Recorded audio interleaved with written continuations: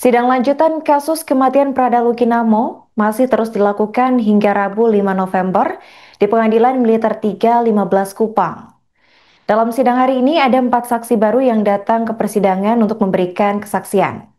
Berbagai pernyataan mengejutkan muncul satu persatu, salah satunya datang dari saksi ke-11 yaitu Prada Jemi Junius Langka. Prada Jemi mengaku bahwa dirinya diperintahkan untuk menghaluskan sebanyak 10 cabai, garam, dan juga minyak tawon yang kemudian dioles ke luka basah milik korban. Prada Jemi mengaku tak bisa menolak perintah dari terdakwa 4, yakni Pratu Petrus Nong Brian Semi. Untuk informasi selengkapnya akan dilaporkan langsung oleh jurnalis Pos Kupang, yaitu rekan STWK. Selamat sore Tribuners, saya STWK melaporkan langsung dari Pengadilan Militer 3 15 Kupang Provinsi Nusa Tenggara Timur. Pada hari ini Rabu tanggal 5 November tahun 2023, sidang kelanjutan dari kasus dugaan penganiayaan terhadap Prada Lukinamo telah dilangsungkan dengan agenda pemeriksaan para saksi. Pada sidang hari ini menampilkan 4 terdakwa yakni Pratu Ahmad Aja, Pratu Emiliano de Araujo, Pratu Retno Nongrian Semi, dan Pratu Epriano Rederaja. 6 saksi yang dihadirkan pada hari ini yakni Letda Ermanyuti, Wana Prakasa, Prada Arnoldo Seran, dan Etu Infantri Rahmat, serta para dokter yakni Dr. Kandida Bibiana Uga dan Dr. Gede Rastu Adi Mahata. Para saksi yang dihadirkan yakni para dokter yang merupakan tenaga medis dari RSUD ARMO Kabupaten Riau ini hadir melalui telekonferensi. Sidang yang berlangsung sejak pada pukul 10.00 waktu Indonesia bagian tengah tadi sempat mengalami jeda makan siang pada pukul 12.00 waktu Indonesia bagian tengah dan dilanjutkan pada pukul 1 siang setelah jeda makan siang. Seusai jeda makan siang, sidang dilanjutkan dengan menghadirkan 3 saksi lainnya yakni Letda Erman Yudi yang merupakan saksi ke-9, Prada Arnoldo Seran yang merupakan saksi ke-10, dan Prada Jemi Langa yang merupakan saksi ke-11. Untuk saksi ke-10 yakni Letda Erman Yudi yang bertugas mengevakuasi para prajurit memberikan keterangan terkait kondisi dari almarhum Prada Luki saat diantar ke ruang penjagaan. Tepatnya pada tanggal 29 Juli tahun 2025 pukul 10.00 waktu Indonesia bagian tengah, ia mendapatkan perintah untuk menyiapkan tempat bagi almarhum Prada Luki dan juga Prada Richard. Namun ia tidak mengetahui perintah tersebut dimaksudkan untuk apa. Ia cuma hanya bertugas untuk menyiapkan tempat bagi almarhum Prada Luki dan juga Prada Richard. Saat diantarkan, ia juga melihat kondisi dari almarhum Prada Luki sendiri, terutama pada posisi lengan. Ia melihat sejumlah luka yang ada pada lengan dari almarhum Prada Luki. Ia juga menyampaikan sejumlah fakta terkait yakni pada tanggal 31 Juli tahun 2025 kondisi dari almarhum Prada Luki sendiri semakin memburuk. Almarhum mengeluhkan kondisi yakni mual-mual dan juga tangannya bengkak. Letda Erma sendiri memberikan perawatan medis dengan memberikan obat natrium, diclofenac, dan obat domperidon setelah melakukan pengecekan. Namun setelah dilakukan pengecekan kepada almarhum Prada Luki sendiri, ia melihat banyak luka yang berada pada punggung maupun lengan dari almarhum Prada Luki. Letda Erman sendiri langsung menghubungi komandan dan meminta agar almarhum Prada Luki untuk dirawat.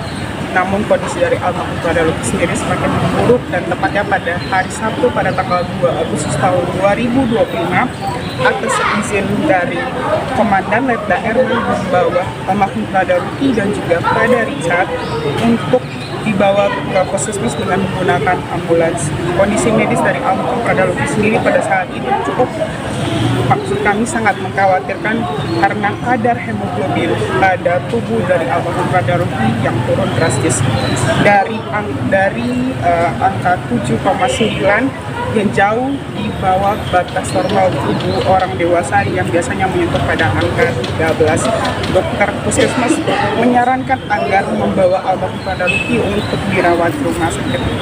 Saksi Prada Arnoldo Seran yang merupakan saksi ke-10 mengungkapkan pada malam kejadian dirinya bersama 5 rekan ditugaskan untuk menjaga almarhum Prada Luki dan juga Prada Richard dan mendapat tugas piket di Rumah Kuning. Ia menyampaikan tepatnya pada pukul 22.00 waktu Indonesia bagian tengah, ia melihat kondisi dari almarhum Prada Luki yang tampak lemah. Ia juga berinisiatif untuk mengoleskan minyak tawon yang ia kumpulkan bersama teman-temannya dari Kopi B, dan ia juga mengoleskan kepada tubuh dari almarhum Prada Luki. Namun ia menyampaikan bahwa ia mengoleskan pada luka-luka yang terlihat oleh dirinya saja dan ia tidak mengoleskan pada bagian yang lain. Tepatnya pada malam kejadian, pada pukul 1.30 waktu Indonesia bagian tengah, Prada Arnoldus mendengarkan suara gaduh tempat di mana berada almarhum Prada Luki dan juga Prada Richard. Namun ia tidak berani bangun saat mendengar suara pukulan tersebut. Sejumlah fakta terjadi di ruang persidangan, yakni Prada Arnoldus mengungkapkan bahwa ia sempat mendapat perintah untuk membeli rokok dari terdakwa satu, namun ia tidak menjalankan perintah tersebut. Ia memutuskan untuk melarikan diri ke tenda rumah karena takut. Saat ia keluar dari asrama pun ia melihat kondisi dari almarhum Prada Luki dan juga Prada Richard yang sedang bersandar di tembok. Saksi ke-11, Prada Jimmy Lana, memberikan keterangan bahwa ia diperintahkan oleh terdakwa 4, yakni Pratu Petrus Brianseni, untuk membuat dan mengoleskan campuran cabai, garam, dan minyak tawon ke luka kedua tubuh korban, yakni almarhum Prada Luki dan juga Prada Richard yang terlihat masih basah. Prada Jimmy sendiri juga mengungkapkan bahwa ada 10 cabai yang ia ulek bersama garam dan minyak tawon di dalam sebuah tupperware. Prada Jimmy Lana sendiri juga menyampaikan bahwa ia disuruh untuk mengoleskan luka dan ia tidak berani untuk menolak karena perintah dari para senior. Menurut Prada Jimmy sendiri, almarhum Prada Luki saat dioleskan campuran tersebut ia tidak berteriak, ia hanya mendesis kesakitan. Dan sidang dari kasus dugaan penganiayaan almarhum Prada Luki sendiri baru saja usai, tepatnya pada pukul 16:45 waktu Indonesia bagian tengah, dan dari majelis ketua sendiri menyampaikan bahwa sidang akan dilanjutkan tepatnya pada hari Sabtu pada tanggal 12 November tahun 2025. Demikian yang saya sampaikan, kita kembali ke studio. Semacam didukung di kondisi pasien juga menurun, juga diperparah oleh kondisi infeksi yang luas yang dialami. Demikian. Terima kasih. Cukup. Silakan penasihat hukum. Pasien masuk ruang ICU itu tanggal 4 sore tadi disampaikan sama dokter ya. Itu untuk jamnya saya tidak pasti, tapi yang jelas itu sore menjelang malam. Sore menjelang malam ya. Oke. Malam.